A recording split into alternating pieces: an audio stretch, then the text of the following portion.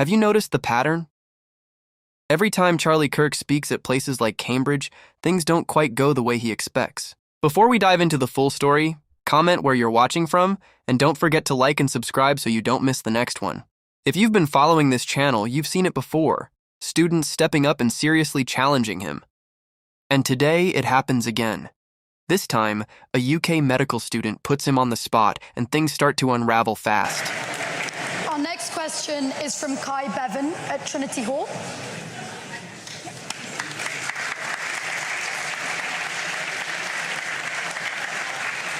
Right, so thank you for coming, Charlie. My question to you, I'm a medical student, and so I'm going to throw out the big A word. I know you get asked about it a lot, but I want to hear from you what your opinion is on abortion. Life begins at conception. But about abortion specifically, why do you think abortion's wrong specifically? Well, you agree murder is wrong? I agree. Okay, so this is where we get to the question, right? Because what is it about murder you say is wrong? Like, why is murder wrong? Well, because it's a human being, not just because it has consciousness or because it's of a certain age, because it's a human. What is it that gives human being this moral worth? Not its consciousness necessarily. I didn't say it's consciousness. I know that. I can imagine it because it is a human being, because that has a soul. And what is this soul? Where does this come from? This idea that it's... Exactly. Again, the Greeks postulated that it is the entirety of your being. Okay, you guys can laugh. It's true. Every civilization has had a different belief, but agreed upon ethical monotheism, which is the creed of the West and what the birth certificate of my country articulates, is that every human being is more than just matter, it's more than just a clump of cells, but it also has an invisible element to you that will live beyond you. Fine, so, can you say that comes from the Bible, or where else do you get that from? Ethical monotheism, which is the creed of the West. And again, the Declaration of Independence mentions God 4 times. The founders were explicitly believed, not in a secular morality, but a divinely given one, of at least this idea that there is a God and you are not him. And let me ask you, what is the first stage of human development? So this is the thing, right? We can take it from the sperm being generated in the father and the oocyte being generated in the mother, right? They fuse at birth, conception, sorry. The only thing that happens at conception is these 2 cells fuse. Right? No, DNA is created. A zygote. DNA is not created. A DNA, no, that's not true. The DNA, DNA coding at the zygote. Hold on, time out. I'll let you finish. Does a zygote have a unique marker? Charlie, does a zygote have a unique marker? You have to let me speak. You have to... But answer it, yes or no. Does a zygote have a unique marker? Define a unique marker. Meaning, can you differentiate the DNA coding between the mother and the zygote if you examine it under a deoxyribonucleic acid analysis? Can you? Only purely because the addition comes from the father. Oh, so it is something different. Charlie, DNA is not created. DNA is not created. You have, the father has his own genome, the mother has her own genome. They fuse. This is why you have the same characteristics, similar ones to your mother, similar ones to your father. That's why you have similar characteristics to your siblings. DNA is not created, right? So when you ask me, where does a human being come from? I can say to you, it starts at conception, but all conception is these 2 cells joining, right? But these 2 cells were created, the mother's cells were created long before, they were created when she was a fetus.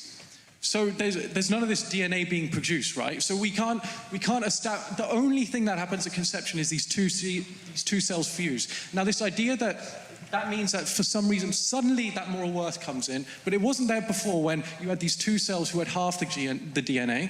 But suddenly there's a correct. Yes, something magical happens at that. It's not magical, Charlie. We know about this. Well, hold on. Charlie. Time out. Hold on. I promise you, I'm not trying to score points. I'm not trying to score points on you. This is genuine. We call it the miracle of life for a reason. We've not been able to yet replicate human life development outside of the womb. We call it the miracle of life because, yes, it's something beautiful, the ability to form a new... Magical. It's not... You say magical as in, oh, it's beautiful, it's an incredible thing that happens, of course. But it's not incredible in the sense we don't know what's going on. There's no new DNA coming out of nowhere. Hold on, but time out. Isn't there a separate DNA, though, than the mother? Yes, from the father. Okay, yes, but it's not the father's DNA either. A new coding is created. Charlie, you are a blend of the 2. And so when did your life begin? Okay, so when did your life begin?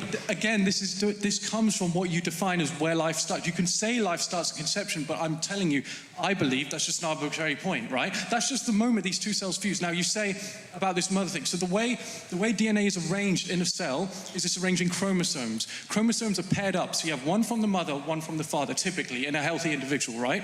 Now, you can take those maternal chromosomes out and you can find that this is who the person's mother is, and you can do the same with the father. Now, the reason you are different to your mother and father is because some of those chromosomes express genes that are different from each other, and so those genes interact, and that's what gives rise to you, right? But there's no space for any kind of moral framework to come into that until you consider that a human being is capable of consciousness and of suffering. But if you take that out of the equation, the fact that these two DNA, whatever they call molecules, right? These two DNA molecules are fusing, that does not suddenly flip a switch that attributes moral worth to that individual.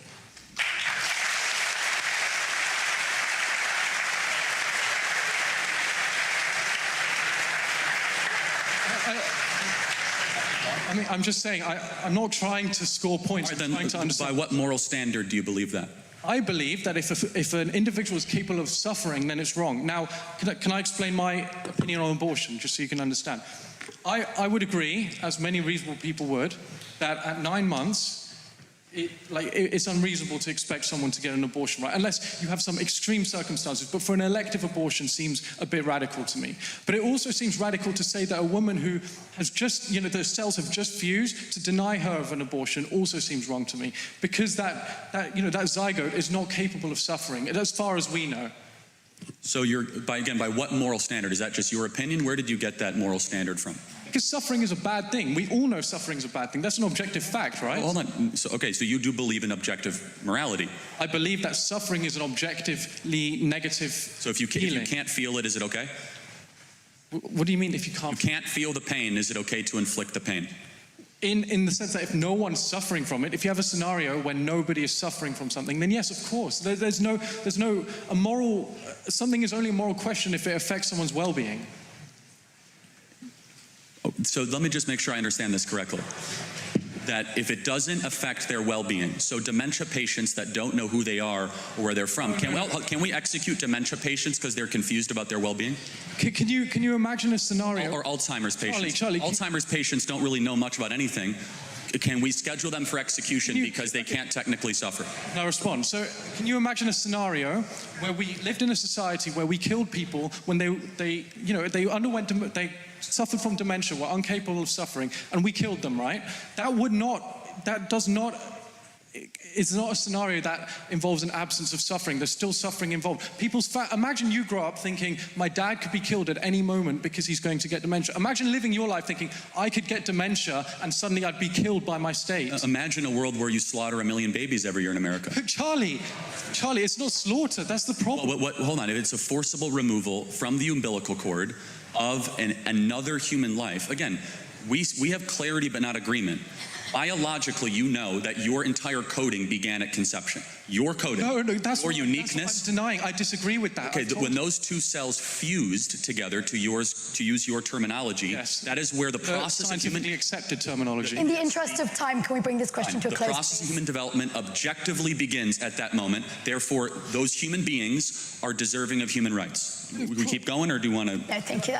Yeah, you can finish. The process of development begins from the moment the sperm is being generated in the father, the moment the eggs are being generated in the mother. To say that suddenly the moral worth switches on when they fuse doesn't make any sense. That's just a point you've taken. It makes perfect sense, because that is when your journey as a human being, when the sperm and egg were separate, you were not yet a fused human being. You were not created uniquely. DNA existed. In image. Your DNA existed. I thought. Well, no, the parts of your DNA existed. Your DNA did not exist. It's like saying that we have a full car just because we have all the parts. It was not yet put together until conception happens and the zygote was formed. Thank you. I think we have to get Can we move on to the next question, please? Thank you.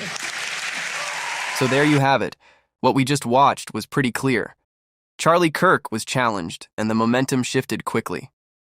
The crowd's reaction said a lot. Applause, laughter, real engagement. And when he started looking to wrap things up, you could tell the exchange wasn't going his way anymore. But that's the nature of these debates. People will see it differently. Let me know what you think in the comments, and if you want more videos like this, don't forget to subscribe, like, and turn on notifications. I'll see you in the next one.